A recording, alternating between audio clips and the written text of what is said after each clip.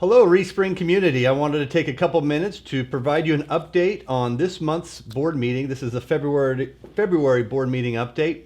Hopefully everyone is safe and well at home. It's always odd being at school alone on a Wednesday morning, but hopefully you're all doing well. Today is our final AMI day. More than likely, it's looking like school has the potential of not being in session the rest of the week. You'll hear an official announcement from me when that decision is made. We are no longer able to use any more AMI days. We've maxed it out on all of our AMI days. So any future days off from any weather-related issues will have to be made up. And so we will make sure that you are aware of the makeup dates so that you have all those scheduled.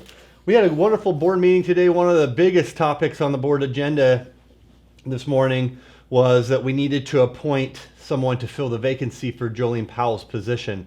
We had a whole pool of applicants that submitted their names for consideration. The finalists that were considered this morning for board interviews were Ryan Hamilton, Amanda Rogers, and JD Miller.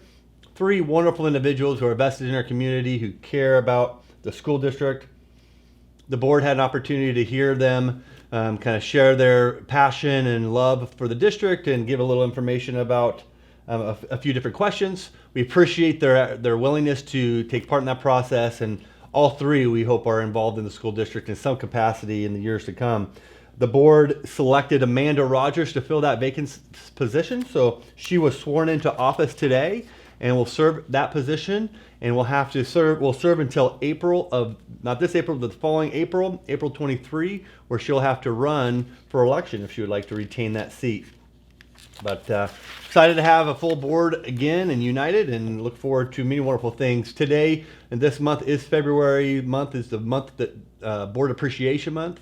We love our board members. We appreciate all the work that they do, the commitment and sacrifice, the hours that they have spent in to school improvement. They don't get paid, and they just do a great job. We are extremely blessed, which goes aligned with our belief statement. You know, our belief statement for this month that we reviewed from our strategic plan is, we as a community believe a supportive environment fosters innovation in teaching and learning. And I believe that starts with a strong board of education who are passionate about student growth and student progress. It goes to strategic planning teams, teachers and staff, students, family members. So the more we're supportive of each other, especially in difficult situations, the more I feel like the positive outcome will be for our kids. So appreciate our strategic work and all that's continuing to happen. A few important dates for you to be aware of. On March 3rd, we'll have our Golden Friends Luncheon here at the high school and auxiliary gym. I know we've been receiving several calls to get RSVPs for that event. We look forward to visiting with all of our Golden Friends. The board will be attending a couple of different training meetings and legislative meetings this coming month, so we're looking forward to learning more about the legislative session and what's on the docket. On March 24th, we will be hosting here in the district, the Table Rock Lake Chamber of Commerce. The group will be here and we're hosting it, and looking forward to that luncheon.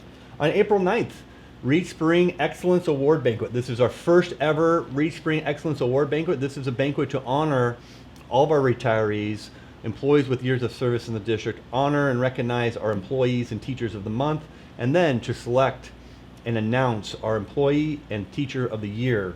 So we look forward to that event at the Chateau on April 9th. And I know businesses are able to sponsor tables if you would like. So any information, you can see that on our website.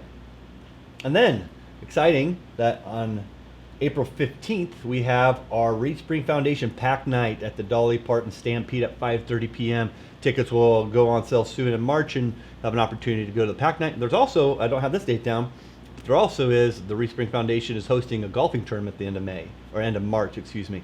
And another way to raise money for scholarships, a great opportunity for us to get together on the course, and hopefully you can stay out of the way of all my wandering balls.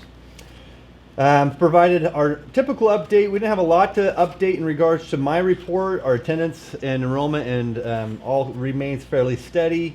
Great things continue to happen across the district in regards to that. We did spend a bulk of our meeting today receiving an update from our architects. Dake Wells Architecture came to the board meeting today. We have officially kicked off our campaign for our Vision 2025. This campaign includes a no tax increase bond issue. This will not raise your taxes in any way, but we are excited to announce 3 major projects, and I've put those out there before. And our architects came to talk about the work that's been done. And just to give you a little insight, briefly, those 3 projects will include a new career center right here by the high school. It's going to be a 74,000 square foot building, basically adding 30,000 square feet to our center. And I'm excited to be able to share that in multiple forums. I'll have several meetings to share all this to patrons. We'll have information on the website and a video posted on the website so you can really get an idea of what this no tax increase bond issue will provide. The second project that it will be undertaking is a complete entire renovation of our primary school with an addition to accommodate our growth and our strategic plan for our early childhood. We are really excited that we're going to be able to fit a lot more kids in that center. And then the final project is the Reed Spring Alumni Park. This is a park that will be here on our campus. We have 150 acres that we currently own. The park will include tennis courts, pickleball courts, concessions, a pavilion, a playground, and some other features that I'll share in a lot of events. So the architects came today, and I just want one of the things that I think I want to talk about, just briefly share today, and that was kind of emphasized in the meeting, is that a lot of energy, time, and money have already been allocated to designing these projects. And I say that because I want everybody to know that we are well on our way, that as soon as this passes in April, this no tax increase passes, as soon as it passes, we're going to be able to put all of our projects out to bid and start gathering bids for all the projects within the construction of those facilities. So we are ready to essentially break ground. More likely we'll have a groundbreaking ceremony in April. So please take time to learn about the initiative, learn about learn about the no tax increase bond issue Vision 2025. I'm going to be here to answer a lot of questions. We'll have multiple events, multiple avenues. We have a district mailer going to every household that will outline the projects. And so there's no reason you shouldn't be informed. And of course, we're always here to answer questions, but the benefit and impact that these projects are going to have our community is really significant. So we're excited about how that's going to be and what's to come. Dr. Kite presented his technology program review. We appreciate all those that have their hands in the technology pot, including our technology staff team who does incredible work for the district.